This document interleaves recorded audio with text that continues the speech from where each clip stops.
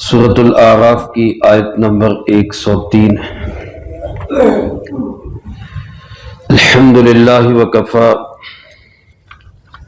وسلام علی عبادہ الذین اصطفی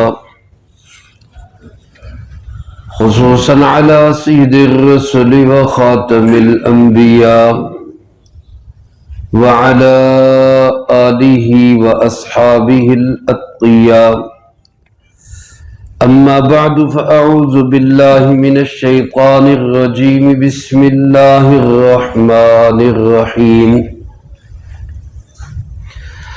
ثم بعثنا من بعدهم موسى بآياتنا إلى فرعون وملئه فظلموا بها فانظر كيف كان عاقبة المفسدين وقال موسى يا فرعون إني رسول من رب العالمين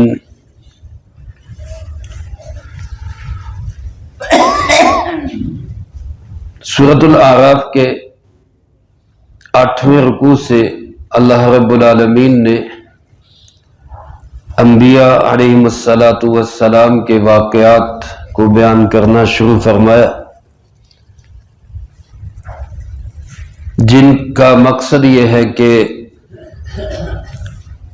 ساری دنیا کے انسانوں کے سامنے یہ بات آ جائے کہ جس وقت میں بھی جس قوم نے اللہ کی بات کو اور اللہ کے نبی علیہ السلام کی بات کو جھٹلایا اور ٹھکرایا اور اس کا مقابلہ کیا، اس کے نتیجے میں وہ قوم تباہی کا شکار ہوئی۔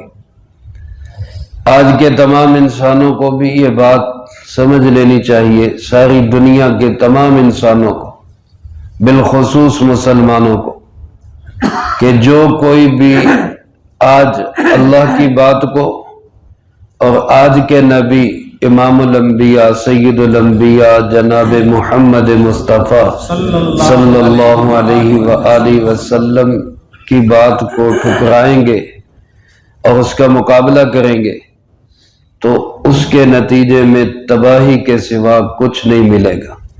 اللہ ہمیں اس حقیقت کی سمجھ نصیب فرمائے۔ آمین۔ قیامت تک کے تمام انسانوں کے لیے نجات کا راستہ ایک ہی ہے کہ وہ حضرت محمد صلی اللہ علیہ وسلم کا دامن تھام لے، اس کے بغیر کہیں نجات نہیں ہے۔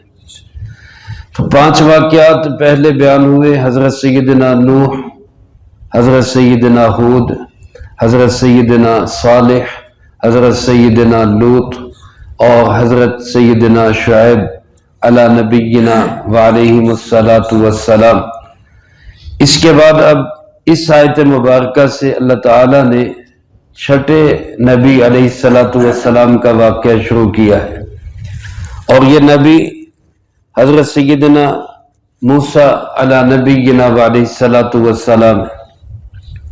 بنی اسرائیل کے انبیاء میں سب سے جلیل القدر نبی ہے، اللہ تعالیٰ نے ان کو بڑی عظمت اور بڑی شان عطا فرمائی۔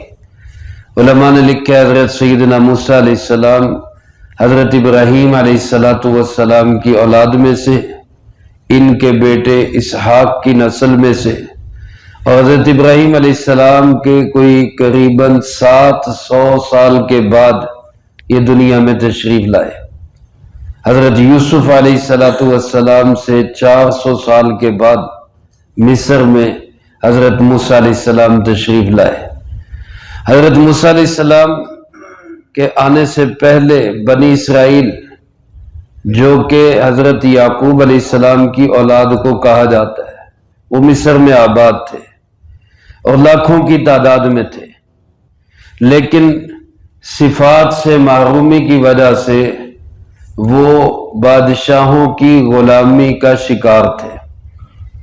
یہ واقعات قرآن کریم نے حضرت موسیٰ علیہ السلام کے تسلسل سے شاید اس لیے بھی بیان کیے کہ قیامت تک اب بادشاہ لوگوں کو اپنا غلام بنائیں گے، اللہ کا غلام بنانے کی بجائے بندوں کا غلام بنائیں گے۔ ایک صحابی رضی اللہ تعالیٰ عنہ جب کسریٰ کے دربار میں پہنچے تو ان سے سوال کیا گیا کہ آپ مدینہ منورہ کو چھوڑ کر کیوں نکلے؟ مقصد کیا ہے آپ کا؟ جو آپ در بدر جہاد کر رہے ہیں، کبھی کسی علاقے میں جا رہے ہیں، کبھی کسی علاقے میں جا رہے ہیں، تو آپ کرنا کیا چاہتے ہیں؟ تو بڑا خوبصورت جواب دیا انہوں نے، 3 جملے فرمائے کہ لنخرج العباد من عبادت العباد الى عبادت رب العباد۔ پہلا جملہ یہ فرمایا کہ ہم اس لیے دنیا بھر میں پھر رہے ہیں کہ بندوں کو بندوں کی غلامی سے نکال کر رب کی غلامی میں لے، کیونکہ جب تک بندہ بندے کا غلام ہوگا وہ قانون شریعت پہ نہیں چل سکتا، اور جب بندہ صرف بندوں کے رب کا غلام ہوگا تو پھر سارے بندے ہی قانون شریعت پہ چلیں گے۔ دوسرا جملہ فرمایا وَمِن ضِيقِ الدُّنْيَا إِلَى سَعَةِ الْآخِرَةِ، ہم اس لیے نکلیں کہ لوگوں کو دنیا کی تنگیوں سے نکال کے آخرت کی وسعتوں میں لے جائیں۔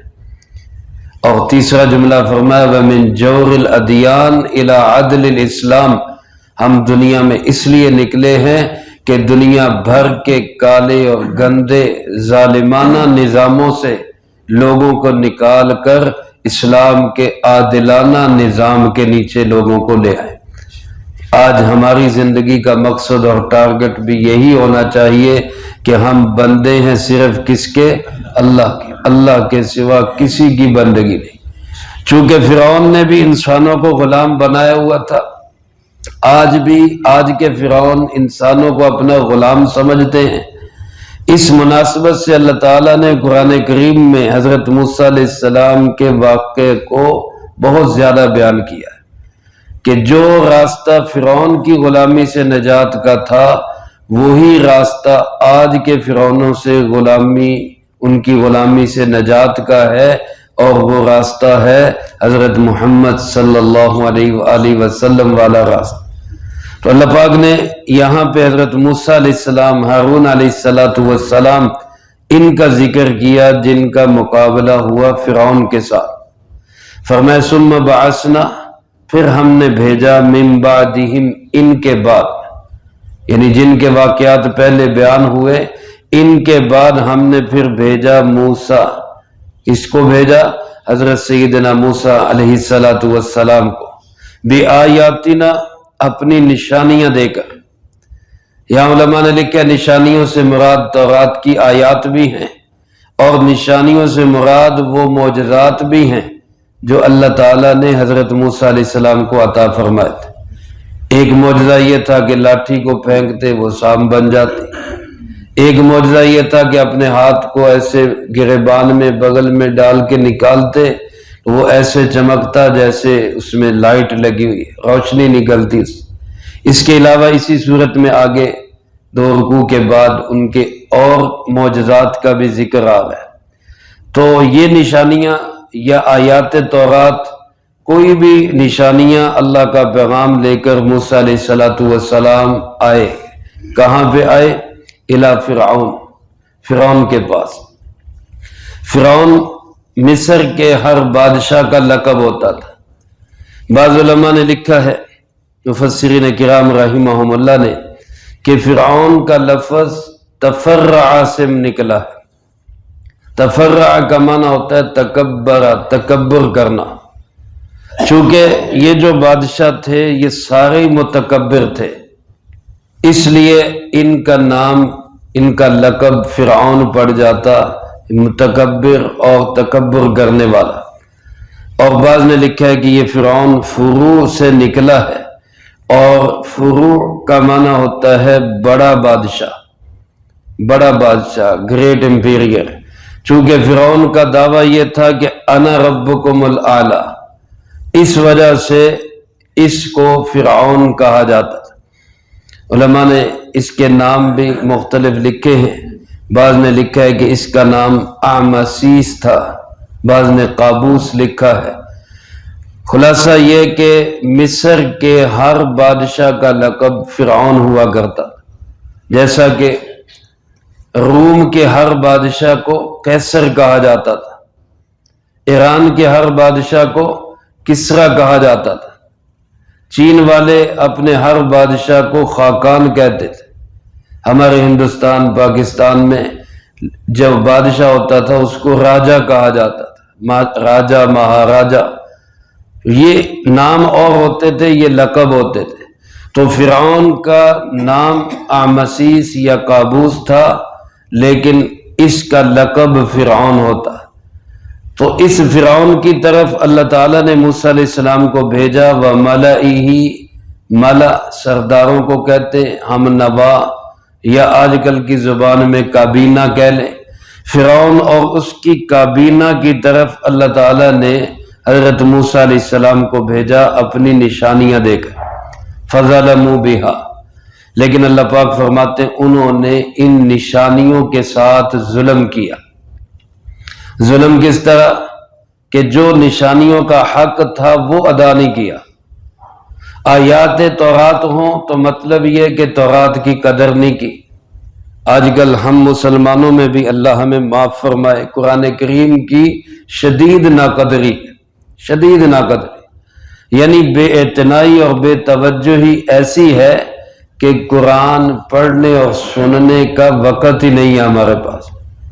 ابھی آپ دیکھیں نا ماشاءاللہ کتنے نمازی ہیں اور قرآن پاک کے درس میں کتنے بیٹھے ہیں۔ مطلب کیا ہے کہ ہمیں ضرورت نہیں، ہمیں شوق نہیں، ہمیں اس سے کوئی فائدہ نہیں۔ اللہ معاف کرے۔ سننا چاہیے، بیٹھنا چاہیے، پڑھنا چاہیے، سمجھنا چاہیے اور سیکھنا چاہیے کہ ہمارا اللہ ہم سے کہتا کیا ہے۔ یہ ظلم ہے قرآن کریم کے ساتھ، قرآن کریم کی آیات کے ساتھ۔ رمضان اور قرآن کا بڑا شدید اور گہرا تعلق ہے۔ اس مہینے میں بھی ہمارا قرآن سے تعلق نہیں جوڑے گا تو پھر کب قرآن سے ہمارا تعلق جڑے گا؟ تو اللہ پاک فرماتے انہوں نے آیات تورات کے ساتھ ظلم کیا، یا جو نشانیاں حضرت موسیٰ علیہ السلام کو دی گئی تھی ان کو جادو سمجھ کر ان کو ٹھکرایا۔ خلاصہ اللہ پاک نے بیان کیا، فانظر کیف کان عاقبۃ المفسدین، تو دیکھ کہ فسادیوں کا پھر انجام کیا ہوا۔ یہ سارے واقعے کا خلاصہ یہیں پہ نکال دیا، یعنی گویا کہ ایک عنوان کے طور پر واقعے سے پہلے اللہ تعالیٰ نے بتا دیا کہ ان گنڈا گردوں کا، فسادیوں اور بدماشوں کا پھر انجام کیا ہوا۔ اس کے بعد واقعے کو شروع کرتے ہوئے فرمایا وقال موسیٰ یا فرعون، حضرت موسیٰ علیہ السلام نے فرعون کو دعوت دیتے ہوئے کہا انی رسول من رب العالمین، میں رسول ہوں رب العالمین کا۔ سب سے پہلے اپنی حیثیت بتائی، میں کیا ہوں، میرا مقصد کیا ہے، میرا ٹارگٹ کیا ہے، میری پوزیشن کیا ہے۔ تو موسیٰ علیہ السلام نے فرمایا انی رسول، میں رسول ہوں، بھیجا ہوا ہوں، میں نمائندہ ہوں، کس کا؟ من رب العالمین، اس رب کا جو سب جہانوں کو پالنے والا ہے۔ اسی میں اشارہ اس کی طرف ہے کہ تو رب نہیں ہے، تو اپنے آپ کو رب کہتا ہے بلکہ رب اعلیٰ کہتا ہے، تو رب نہیں ہے، کیونکہ سارے جہانوں کو پالنے والا صرف کون ہے؟ اللہ ہے، اور اس اللہ نے مجھے اپنا نمائندہ بنا کر تیری طرف بھیجا ہے۔ پیغام کیا لے کے آیا ہوں، اس کا تذکرہ اللہ تعالیٰ نے اگلی آیات میں کیا ہے، وہ انشاءاللہ اگلی فرصت میں آئے گا۔ اللہ پاک سے دعا ہے اللہ مجھے آپ کو سب کو آیات ربانی کا شوق نصیب فرمائے، قرآن پاک کی صحیح سمجھ نصیب فرمائے اور اس کو سمجھ کر دوسروں تک پہنچانے کی توفیق عطا فرمائے۔ اللہم لک الحمد کما ینبغی لجلال وجہک وعظیم سلطانک، اللہم لا احصی ثناء علیک انت کما اثنیت علی نفسک، اللہم لک الحمد کما انت اہلہ، فصلی علی محمد کما انت اہلہ، وافعل بنا ما انت اہلہ، فإنک اہل التقوی واہل المغفرہ، اللہم وفقنا لما تحب وترضى من القول والعمل والفعل والهدي والنية إنك على كل شيء قدير، اللهم طهر قلوبنا من النفاق وأعمالنا من الرياء وألسنتنا من الكذب وعيوننا من الخيانة فإنك تعلم خائنة الأعين وما تخفي الصدور اللهم ربنا آتنا في الدنيا حسنة وفي الآخرة حسنة وقنا عذاب النار اللهم ربنا تقبل منا